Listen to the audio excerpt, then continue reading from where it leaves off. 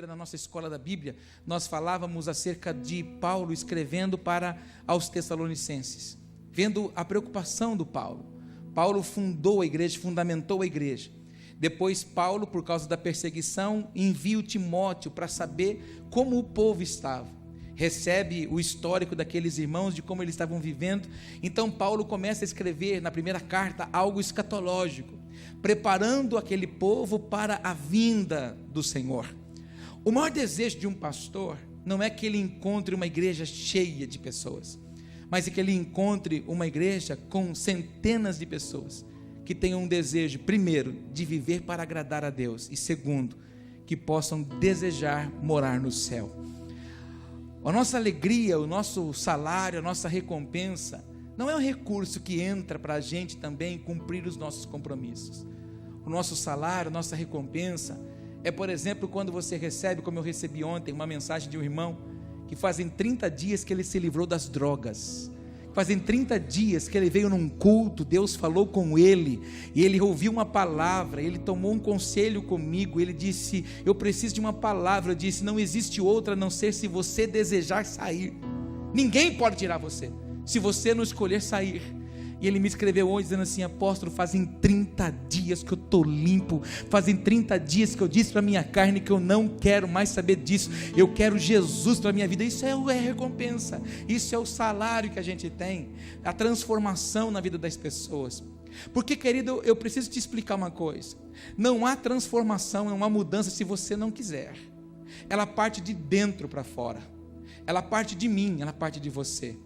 Quando Jesus foi me apresentado e eu fui para a igreja pela primeira vez, no segundo dia, depois do culto, eu fui para o bar de novo, eu fui aprontar de novo, eu fui no culto na outra vez, depois que eu saí do culto, eu fui de novo no bar, eu fui aprontar de novo, mas houve um momento que eu precisei tomar uma postura, eu precisei dizer, não chega, isso não agrada ao Senhor, eu vou parar com isso, é uma decisão minha. Não existe um anjo superpoderoso com várias asas douradas e prateadas, magro, gordo, gigante ou anão. Não existe que vem, bota a mão no seu peito e fala para você não entra. É uma escolha.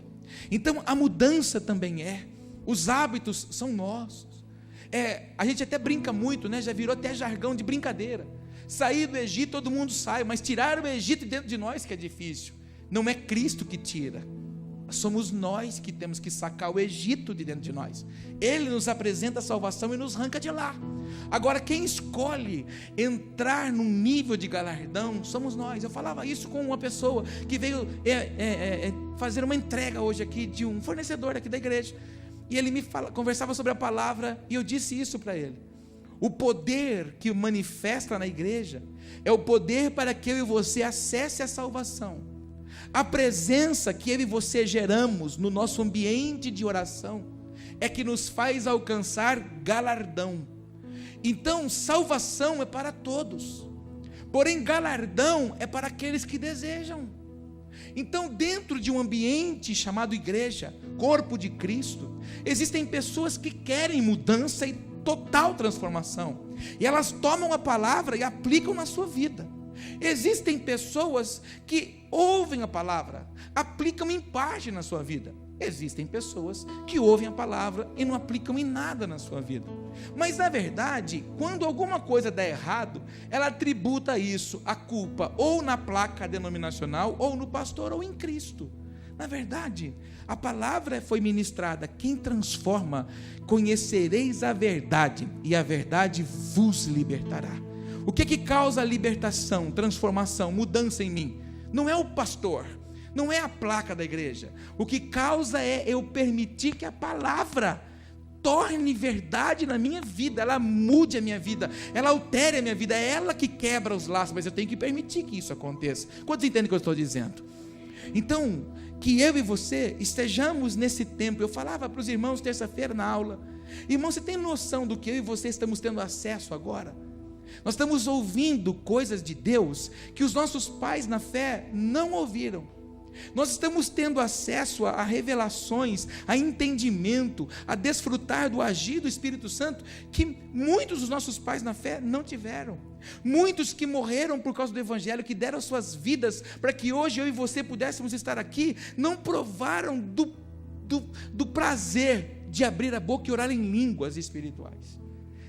Não tiveram acesso a isso, não foram capazes de discernir isso, não conseguiram entender o que o Senhor tem para nós, que é os céus abertos, o sobrenatural, uma vida de intimidade, uma vida pronta para nós, sem sofrimento, sem que na verdade nós ficássemos colocando indumentárias na nossa vida, não, que nós na verdade nos vestíssemos de uma forma que agrade ao Senhor. Imagine você, o quanto nós temos de privilégios hoje, mas não se esqueça, quanto mais te darei, mais te cobrarei.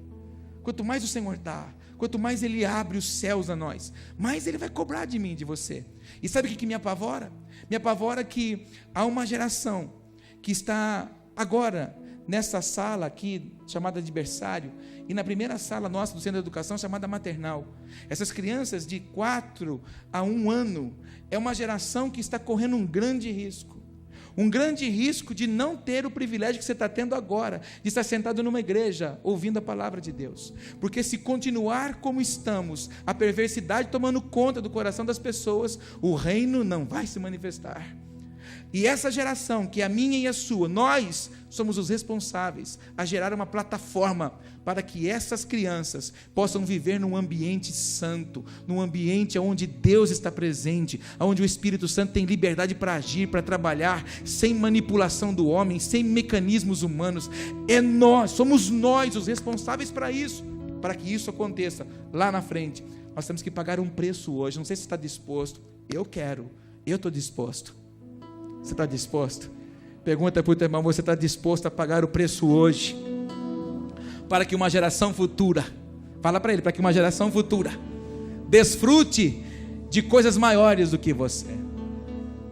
Mas amado, como é que uma geração futura pode desfrutar de alguma coisa, se nós nos magoamos com qualquer coisa, nos decepcionamos com pessoas, nos decepcionamos com o vizinho, nos decepcionamos com o patrão, nos decepcionamos com o amigo, nos decepcionamos com qualquer coisinha, nos decepcionamos com aquele que não dá a seta, nos decepcionamos com aquele que pisa no nosso pé, nos decepcionamos com tudo, nos amarguramos com tudo, não somos felizes com o sucesso dos outros.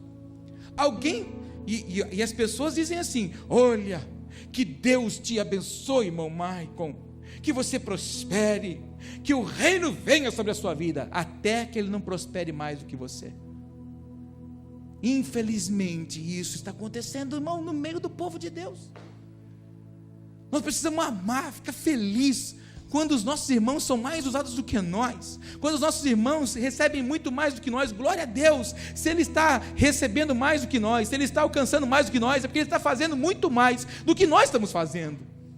Porque às vezes a gente acha que Deus vai nos dar recompensa por aquilo que nós fazemos na aparência. Não, a recompensa vem por aquilo que você faz no secreto. Lembra que nós estudamos alguns dias atrás? Quando você for orar, não pegue a bandeira e fique balangando para todo mundo ver que você está orando.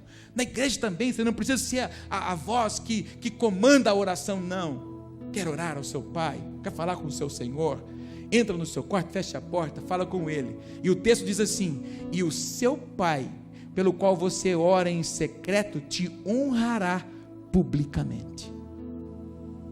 Então, quando Deus coloca alguém em destaque, é porque essa pessoa não está disposta em se promover, mas promover o Senhor. Deus promove quem promove a Ele. Conta isso para o teu irmão: Deus promove quem promove a Ele. Então, quando você se sujeita a ser fiel com os seus dízimos, as suas ofertas, isso significa então que você ama a palavra, e você está fazendo o quê? Você está promovendo ao Senhor. Quando você ajusta a sua vida, você fala: eu me converti, e não se converteu de boca, não se converteu de água, de mergulhar numa água, mas se converteu de mudança de atitude, de mudança de rota. Então você está dizendo assim: Senhor, olha, houve uma mudança na minha vida, porque eu quero promover o Senhor na minha vida. Até a gente comentava isso esses dias com alguns irmãos. Algum amigo seu daquela época que você era da pá virada, já viu você crente? Sim ou não? Quando eles viram você crente, o que eles falaram? Ai, que bênção, glória a Deus. Não, eles disseram assim: não é possível, até você caiu nesse laço, fizeram lavagem cerebral em você. É assim que eles fazem. Está lá levando dinheiro para aqueles forgados, é assim que eles falam. Mas amados, é isso que o Senhor deseja, que as pessoas olhem para nós e vejam verdadeiramente que algo sobrenatural que homem nenhum poderia fazer, mas só Ele poderia fazer, fez em mim e em você, para a glória do Senhor. Eu nunca fui envolvido com coisas erradas, eu tinha caminhos errados, mas na verdade o Senhor transformou a minha vida, causou um impacto na minha vida, para que pessoas que um dia andaram do meu lado naquela ocasião, naquela situação, hoje possam ver. Eu estava até brincando com os amados na escola da Bíblia outro dia. Nós temos um grupo de WhatsApp da nossa formatura, da turma da nossa formatura de 1994 na faculdade. E nós éramos todos amigos de copo. E eles ainda continuam. Lá no WhatsApp eles marcam os encontros deles. Mas de vez em quando um escreve lá: "Oh, respeito que agora tem um pastor aqui." Sou eu. Glória a Deus. Então eles estão vendo que algo aconteceu na minha vida. Eu não sou mais amigo de copo deles, mas eu agora sou um servo do Senhor. A minha vida foi marcada pelo Senhor. É o que Ele deseja que aconteça comigo, com você, conosco. Não para que nós desfrutemos disso, porque nós somos elo de conexão. O que Ele está fazendo em mim e você, através de mim e de você, não é para nós, é para alguém no futuro. O que nós estamos vivendo hoje, alguém ontem sofreu. Eu sempre digo isso. Se essa igreja hoje está com as suas portas abertas, é porque lá atrás alguém acreditou e investiu recurso. Alguém, na verdade, orou também por esse propósito. E ela se mantém aberta porque ainda existem pessoas que estão acreditando, estão investindo os seus recursos também aqui. A porta continua aberta. Há pessoas que ainda continuam orando para que ela esteja amanhã. Nós temos que continuar fazendo isso. Isso é um ciclo. Então nós precisamos entender que nós somos conexões na vida. Meu Deus do céu, alguém precisa ouvir isso. Você precisa se lembrar, você é uma conexão na vida de alguém. Você precisa saber disso, e sei que você sabe, mas você precisa agir assim. Você é uma conexão na vida de alguém. E eu estava dizendo isso essa semana para alguém também. Olha, alguém está te vigiando. Alguém está te observando. Porque modelo é Cristo. Repete isso comigo: modelo é Cristo. Então nenhum homem tem capacidade de gerar um modelo para nos tornar melhor. Na verdade o que nós temos que ser é exemplo. E Paulo disse: olha, sejam os meus imitadores, porque eu sou de Cristo. Foi na escola da Bíblia que nós falamos isso. E aí eu perguntei para os irmãos: quantos de nós agora aqui, agora à noite, nós temos condição e coragem de bater no peito e dizer para alguém: Maicon, pegar você de cobaia, pode olhar para mim, pode me imitar, porque eu imito a Cristo. Uau! Olha para o irmão do seu lado e fala assim para ele: dá para falar isso?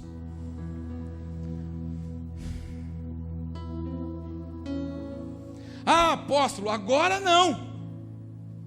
Mas quando vai dar? Quanto tempo mais você precisa para que você seja exemplo para os fiéis? Nós precisamos de quanto mais tempo para ser exemplo? O que mais ele precisa ensinar? O que mais ele tem que fazer para mostrar para nós que o que ele deseja que nós sejamos é exemplo? Aí a gente junta um monte de desculpas, mas também nos dias de Jesus a coisa não era como assim, era pior. Era muito pior.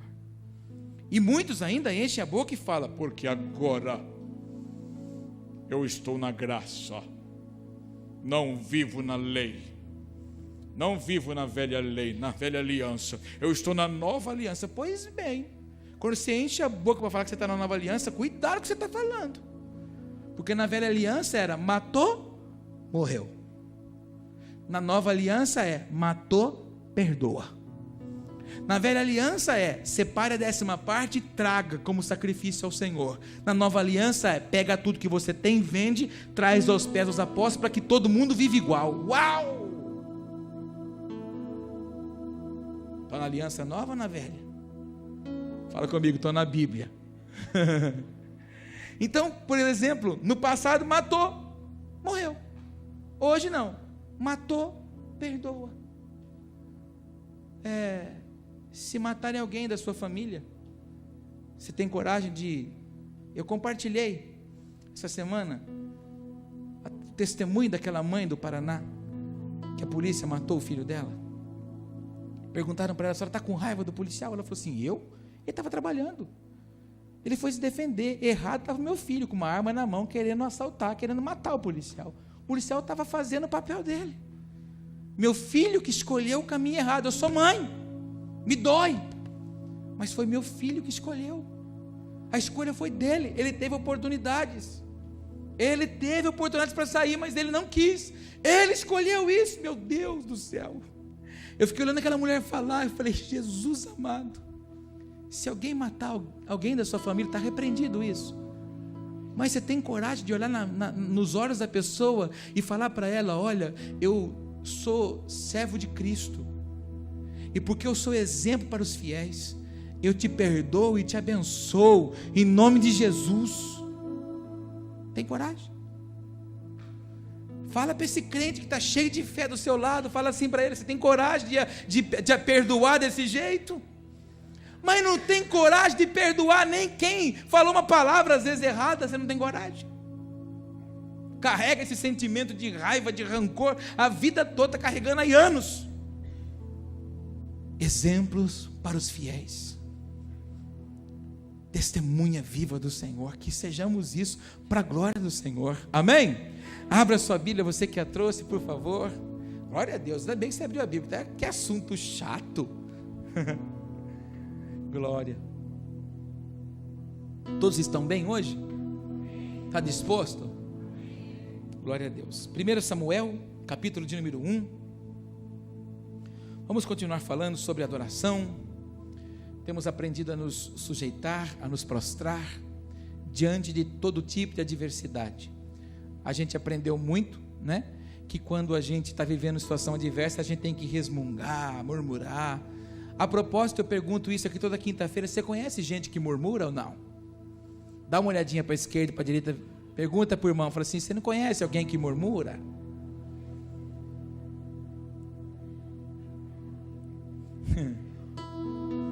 Glória. Imagina que nós vivêssemos naquela época de bater bife. Hoje não, você vai comprar, né? E aí você já manda o moço passar naquela maquininha, você já leva o bichão pronto para casa já. E imagina se você estivesse lá batendo aquele bifão, aquele martelinho, e você desce no canto daquela unhinha encravada sua. Você iria fazer o quê? Você iria abençoar a 18ª geração do cara que fabricou o martelo? Ou você ia cantar aleluia, aleluia, aleluia, aleluia, glória a Jesus, glória a Jesus, aleluia? A gente tem uma mania, né, de explicitar com palavras, com gestos, as coisas que saem de forma contrária a nós. Então, nós temos militado um pouco aqui na palavra, para que nós encontremos habilidade em Deus, para adorar ao Senhor em meio às adversidades, em meio aos momentos de bonança, mas também no meio das adversidades que surgirão, porque os ciclos sobre a nossa vida são ciclos que vão vir de verão, de outono, de primavera, mas também de inverno, e a nossa posição em Deus, a nossa postura em Deus, fará com que eu e você acesse ou não as coisas no Senhor. Então, esse é o nosso grande desafio, aprender a adorar ao Senhor diante da adversidade. Aprendemos que nós peleja vencemos na força do braço, mas guerra nós vencemos na força do nosso dedo, adorando ao Senhor. E nós temos pedido a Ele que Ele lapide a gente em nome de Jesus. Então hoje nós vamos ler uma história conhecida. Em poucas palavras a gente vai entender algumas coisas aqui. Vamos falar um pouco sobre Ana. Todos nós conhecemos, mas vamos rever e relembrar. 1 Samuel capítulo 1, verso 1. Houve um homem de Ramataim Zofim, da montanha de Efraim, cujo nome era Eucana, filho de Jeroão, filho de Eliú, filho de Tou, filho de Sufê, Efrateu. E este tinha 2 mulheres. Naquela época podia, viu, irmão? Agora não pode mais não. Glória, aleluia. O nome de uma era Ana, e o nome da outra era Penina. Penina tinha 2 filhos, porém Ana não tinha filhos.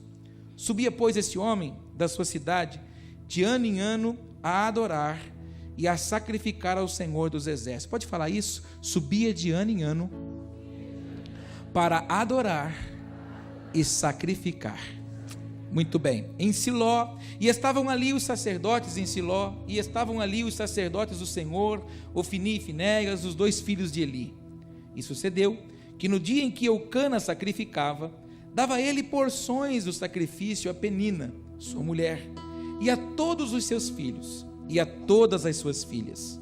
Porém a Ana dava uma parte excelente, porquanto ele amava Ana, porém o Senhor lhe tinha cerrado a madre. Todos nós conhecemos esse texto e conhecemos a história da Ana por causa do ventre estéril.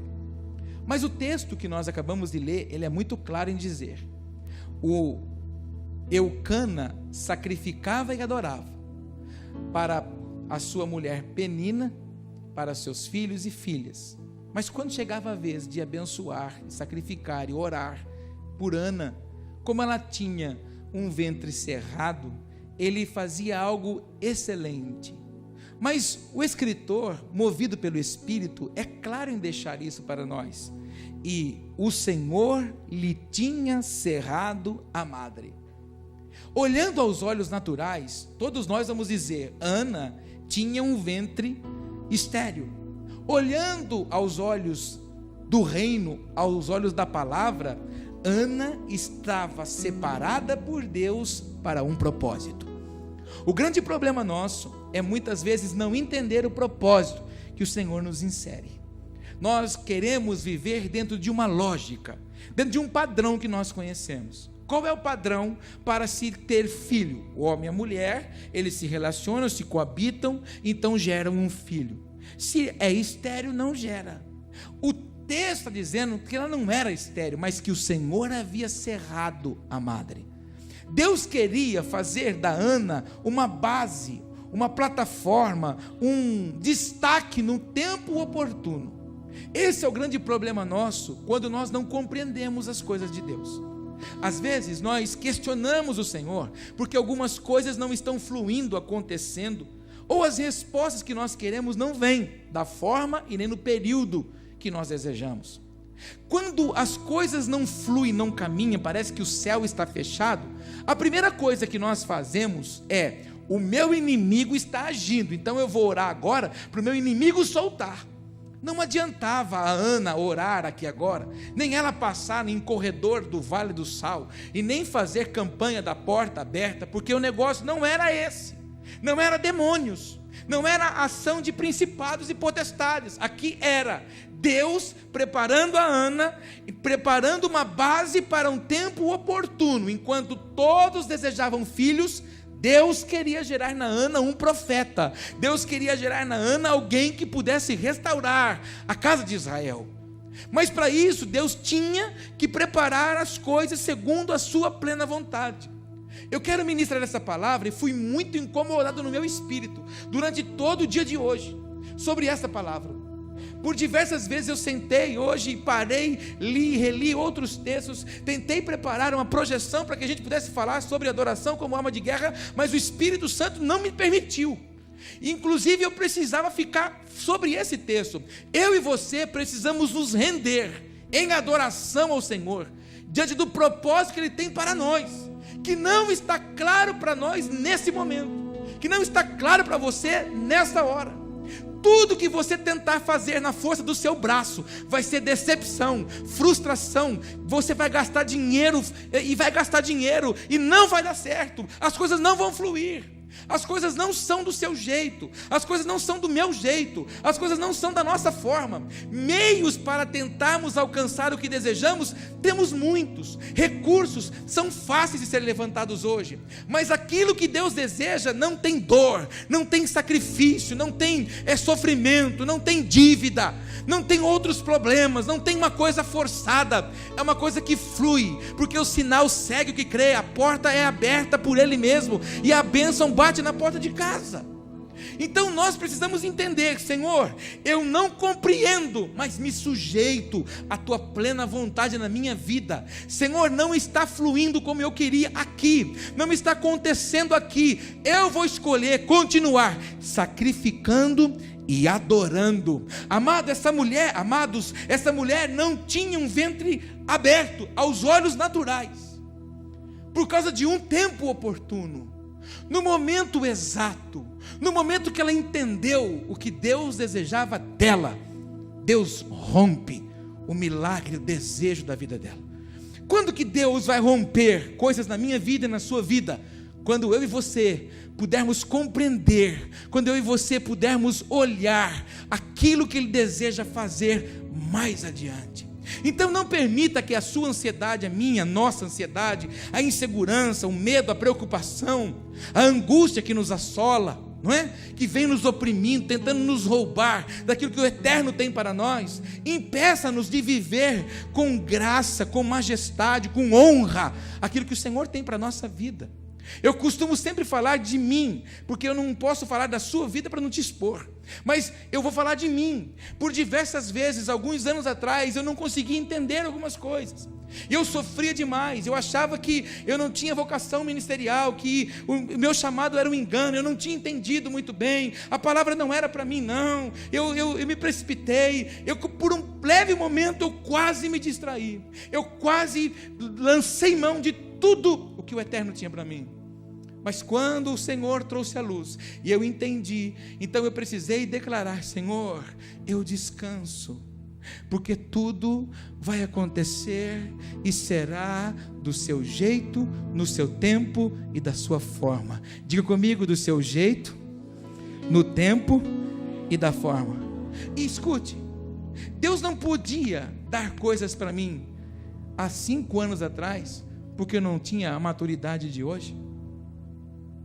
Deus não podia entregar coisas para que eu pudesse realizar hoje, porque eu não sabia cuidar disso há 5 anos atrás. Deus não vai desperdiçar o que Ele tem para mim e para você. Então que Ana seja um exemplo para mim e para você hoje, de que independente de você ver ou não, continue orando, continue agradecendo e continue grato ao Senhor por todas as coisas. Não permita que a desmotivação, a tristeza, a chateação, por favor, não diminua a sua tocada nas coisas do reino, não relaxe nas coisas do Senhor, não barganhe com as coisas do reino, não jogue fora o que Deus confiou só para você. Existem coisas que Deus olhou, porque Deus, se tem uma coisa que Deus não faz, é errar a escolha. Você pode dizer isso para o teu irmão? Deus não erra a escolha. Olha para o teu irmão e fala assim: Deus não errou. Aponta para ele e fala assim: quando Ele escolheu você. O que é escolha? É algo que você separou com análise. A minha esposa, de vez em quando, ela me pede: querido, passa no supermercado, compre alguns tomates, algumas cebolas. Olha, você pega, por favor, 5 tomates maduros para fazer molho, e pegue 5 verdes, por favor, para que a gente possa deixá-los na fruteira para a gente usar mais para frente. Então, quando eu chego lá, eu não vou catando assim, não, pego ele, apalpo ele, vejo a firmeza dele. Não, esse aqui está mais firme, esse é para um tempo mais adiante. Não, esse aqui está mais frágil, esse aqui é para o molho que ela precisa. Quando Deus separou a mim e você, Ele tocou em nós, e Ele sabe quem Ele separou. Então não é porque as coisas não estão acontecendo no seu tempo que Ele errou. Não é porque as coisas não estão acontecendo do seu modo que Ele deixou de te abençoar. Pelo contrário, vai ser no tempo oportuno dEle, no nome de Jesus. E vai ser muito mais do que você imagina, porque as coisas não são como nós imaginamos. Nós somos limitados, nós temos limitações no enxergar, nós temos limitações no pensar, nós temos limitações no agir. Eu e você não sabemos o que passa atrás dessas paredes.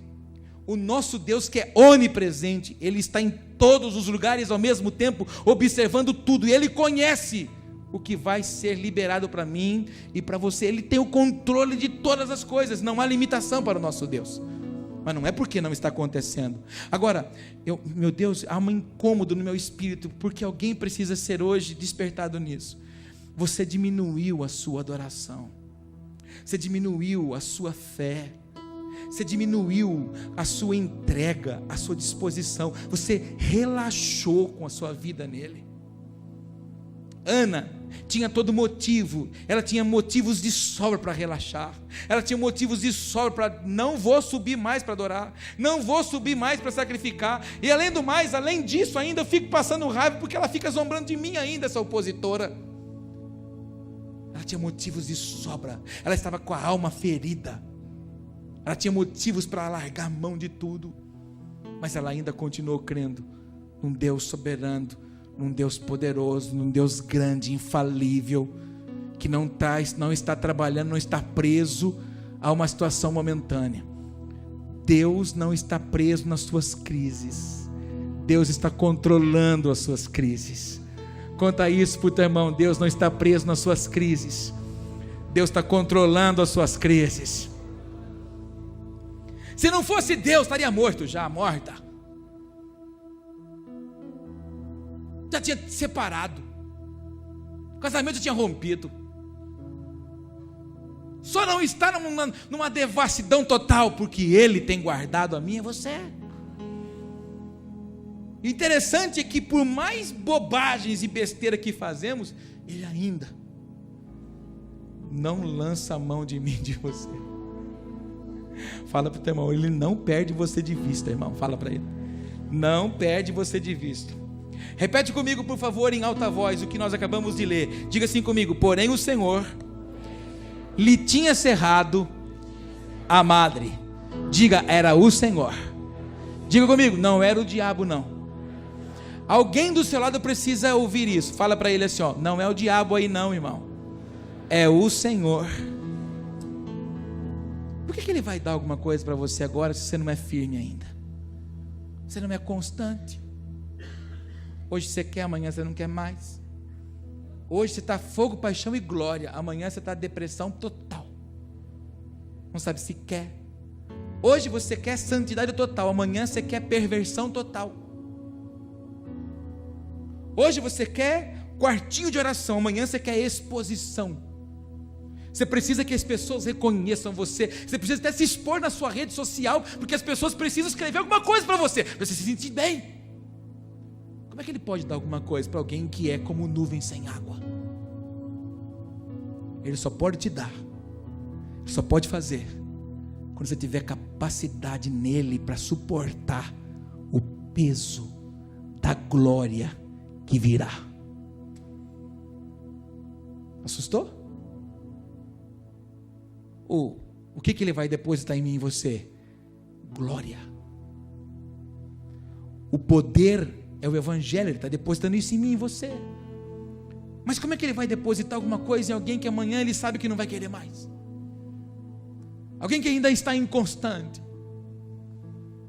Amados, não viva de ativismo, viva de entrega, se entregue totalmente, sem reservas. Que culto, meu Deus do céu, que coisa terrível está hoje aqui, não? Que palavra estranha, né? Vamos seguir, versículo 6, eu vou chegar na pregação já. E a sua competidora excessivamente a irritava para embravecer, porquanto o Senhor lhe tinha cerrado a madre, e assim o fazia ele de ano em ano, quando ela subia à casa do Senhor. Assim a outra a irritava, pelo que chorava e não comia. Então Eucana, seu marido, lhe disse: Ana, por que choras? E por que não comes? E por que está mal o teu coração? Não te sou eu melhor do que 10 filhos? Então Ana se levantou, depois comeram e beberam em Siló, e Eli o sacerdote estava sentado numa cadeira junto a um pilar do templo do Senhor. Para uma pausa aqui, só para fazer um comentário. Por favor, não danifique a estrutura. Só deixe de se alimentar se for uma instrução de Deus para você jejuar. Mas não pare de se alimentar por decepções. Não pare de se alimentar porque alguma coisa não está fluindo, vou fazer greve de fome agora, e isso não chama a atenção do Senhor. Porque como que o templo vai suportar o Espírito? O nosso corpo é templo do Espírito Santo, ele precisa estar bom. E nós não podemos danificar o templo do Espírito. Por um leve momento, Ana, ela deixou de comer, se amargurou. Mas aí, ela então faz o quê? Se alimenta, come, adora e vai para a casa do Senhor novamente. Não perca esse propósito. Eu creio, viu, em nome de Jesus, que alguém ou alguns serão restaurados nessa noite no seu chamado, na sua eleição, na sua identidade.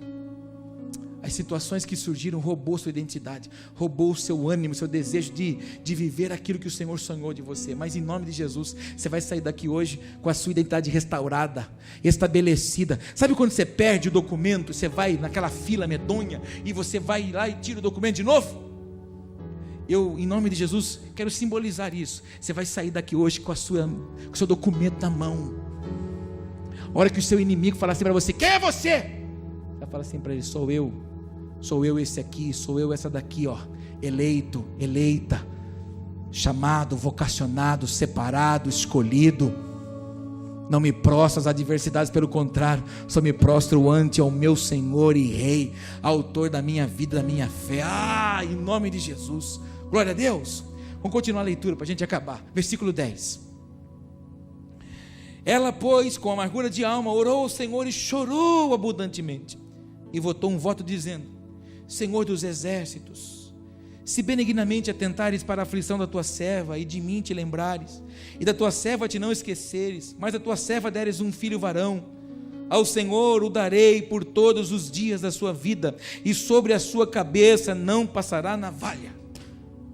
Ana come, se fortalece, vai para casa do Senhor, adora, se prostra e suplica, e fala: Senhor, se for da tua vontade, se agradar de mim, eu vou te pedir uma coisa: não dê para mim um filho, não. Eu não quero que você me dê um filho, eu quero que você dê para mim um varão, em que eu possa, na verdade, separar para ti, e sobre a cabeça dele não vai passar navalha. Ele não vai ser um menino para viver na minha casa, mas ele vai ser um homem para te servir. Senhor, não me dê um filho, me dê, por favor, um profeta. O Senhor falou assim: uau, Ana entendeu o propósito, vou abrir o ventre dessa mulher. O ventre da Ana não era fechado porque Deus a odiava. O ventre dela estava cerrado para que ela entendesse que ela não foi gerada para dar filhos, mas ela foi gerada para gerar homens de destino, profeta e sacerdote sobre Israel. Quando Deus te prepara, é para algo que os teus olhos são incapazes de entender. Seja como Ana hoje, e fala para Ele: Senhor, há algo que eu desejo, há algo que eu quero, há algo que eu espero, mas Senhor, nada é para mim, tudo seja para a glória do teu nome, tudo seja para o crescimento do reino e a expansão e a propagação do evangelho. Prepara-te. Se tiver coragem de dizer isso, prepara-te. Porque eu preciso de uma restituição. Você precisa de uma restituição? Então fala: Senhor, aquilo que eu preciso receber, eu não quero para mim, eu quero para o seu louvor, eu quero para a sua glória, eu quero para que o teu nome seja exaltado. Só faz isso. Está precisando que alguém, na verdade, venha pagar você daquilo que lhe devem? Só fala isso para o Senhor: Senhor, eu não vou orar mais por alguém que me deve, eu vou orar agora para que aquele recurso que é meu venha no tempo oportuno, para que o teu nome seja exaltado, porque você está fazendo plano naquele recurso. Eu já te ensinei aqui, os meus planos e os teus não têm valor nenhum, só os dele que valem. Quantos entendem isso? Repete assim comigo: Senhor, não me dê filhos para mim, me dê profetas para o reino. Vamos continuar lendo, versículo 12. E sucedeu que perseverando ela em orar perante o Senhor, ele fez atenção à sua boca. Porquanto Ana no seu coração falava e só se moviam os seus lábios, porém não se ouvia sua voz, pelo que Eli a teve por embriagada. Então Ana começou a orar em espírito e ficou ali assim, ó. O sacerdote, que já estava mergulhado, e não é o caso da gente falar dele agora, mas estava mergulhado numa treva, ele não conseguia mais discernir as coisas do espírito. Olha para ela e fala assim: filha, você tomou muito vinho, está quase soluçando. Começou a julgar ela, como se na verdade ela estivesse fora de si. Mais adiante um pouquinho, a partir do versículo de número 16, ela fala assim: não tenhas, pois, a tua serva por filha de Belial, por filha de Satanás, porque da multidão dos meus cuidados e do meu desgosto tenho falado até agora. Então respondeu Eli e disse: vai em paz, e o Deus de Israel te conceda a tua petição que lhe pediste. E disse ela: ache a tua serva graça em teus olhos. Assim a mulher se foi em seu caminho e comeu, e o seu semblante já não era triste. Olha agora, 19, levantaram-se de madrugada e adoraram perante o Senhor, e voltaram e vieram à sua casa a Ramá. Eucana conheceu a Ana, sua mulher, e o Senhor se lembrou dela. Diga comigo: se levantou de manhã e adorou. Versículo de número 20. E sucedeu que, passado algum tempo, algumas traduções diz que passado o tempo determinado da gestação, Ana concebeu e teve um filho, e chamou o seu nome Samuel, porque dizia ela: o tenho pedido ao Senhor. Você deve ter percebido que por 3 vezes nós falamos a palavra adorar. Em momento nenhum Ana deixou de honrar o Senhor na sua adoração, mesmo que ela não via algo acontecendo em seu favor. Mesmo que o sacerdote olha para ela e a chama de embriagada, não diminuiu o desejo dela servir ao Senhor. Pelo contrário, ela acorda bem cedo, vai, adora o Senhor, e por causa disso o Senhor então se lembra dela e abre o ventre dela para um propósito segundo aquilo que ela clamou. Aí a pregação toda está agora no capítulo 2, versículo 1, e a gente vai ler para a gente orar. Olha o que ela faz depois que o menino nasce: entrega ele na casa do Senhor. E no versículo 1 diz assim: então orou Ana e disse: o meu coração exulta no Senhor, o meu poder está exaltado no Senhor. Ela não está falando, ela está cantando. A minha boca se dilatou sobre os meus inimigos, porquanto me alegro na tua salvação. Não há santo como é o Senhor, porque não há outro fora de ti, e rocha nenhuma há como o nosso Deus. Não multipliqueis palavras de altíssimas altivezas, nem saiam coisas árduas da vossa boca, porque o Senhor é o Deus da sabedoria, e por ele são as obras pesadas na balança. O arco dos fortes foi quebrado, e os que tropeçavam foram cingidos de força. Você pode dizer isso? O arco dos fortes foi quebrado, e os que tropeçavam foram cingidos de força. Conta para o irmão do seu lado, fala assim para ele: se você vinha tropeçando até aqui, você vai sair daqui cingido de força no seu amado Jesus de Nazaré. Aleluia. Versículo 5: os que antes eram fartos se alugaram por pão, mas agora cessaram os que eram famintos. Até a estéril teve 7 filhos, e a que tinha muitos filhos enfraqueceu. O Senhor é o que tira a vida e a dá, faz descer a sepultura e faz tornar a subir dela. O Senhor empobrece e enriquece, abaixa e também exalta. Levanta o pobre do pó, e desde o esterco exalta o necessitado para o fazer assentar entre os príncipes. Fala isso comigo: o Senhor nos levanta do pó, nos tira do lamaçal, exalta o necessitado para o fazer assentar no meio dos príncipes. Sabe o que me alegra? Me alegra em saber que o Senhor me deu o privilégio de hoje me assentar junto com os príncipes.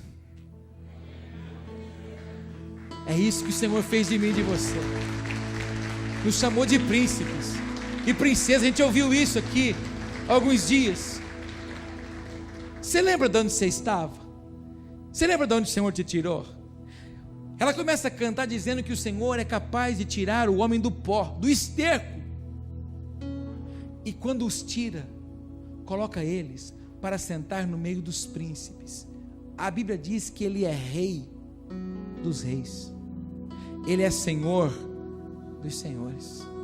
Existem alguns que o Senhor levanta para o serviço, mas existem alguns que Deus capacita para manter. Então nem todos nós temos chamados ministeriais específicos para um serviço dentro da casa. Alguns são chamados ministerialmente para ser coluna de sustentação. São pessoas que serão senhores, pessoas que serão em colunas fortes.